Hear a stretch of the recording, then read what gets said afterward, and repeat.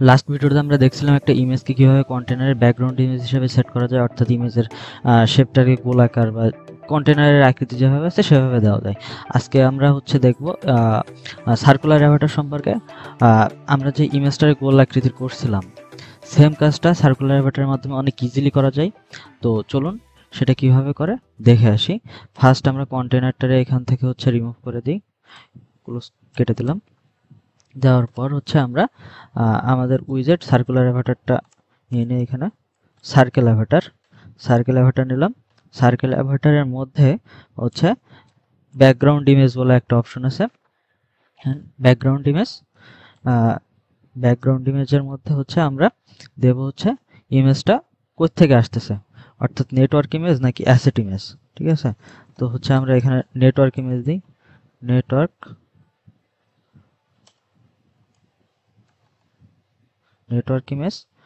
ইমেজের মধ্যে আমরা যে ইউআরএলটা কপি করা ছিল আমাদের, সেই ইউআরএলটা আমরা এখানে পেস্ট করি। এখন দেখেন আমরা রান করে দেখছি আমাদের ইমেজটা গোলাকৃতির হয়ে গেছে।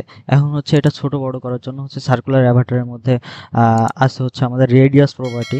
রেডিয়াস আমি এখানে যেটা দেব সেটা আসবে। সাপোজ রেডিয়াস 30 দিলাম, তো দেখেন আমাদের ইমেজটা বড় হয়েছে। আমি যদি রেডিয়াস 100 দিই, অর্থাৎ সার্কুলার অ্যাভাটারের রেডিয়াসটা যেভাবে দেব ও সেভাবে আর কি রেডিয়াসটা নিয়ে নেবে। এখন যদি আমরা এখানে ব্যাকগ্রাউন্ড ইমেজ না দিয়ে সাপোজ আমরা ব্যাকগ্রাউন্ড ইমেজটা কমেন্ট করে দিলাম। এখন চাইলে আমরা এখানে ব্যাকগ্রাউন্ড কালার সেট করতে পারি। Background colours colours dot blue দিলাম।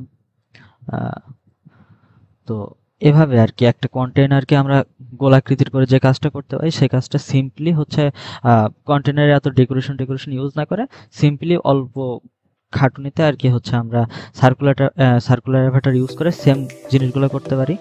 তো সার্কুলার অ্যাভাটার সম্পর্কে আজকে পর্যন্তই। ধন্যবাদ সবাইকে।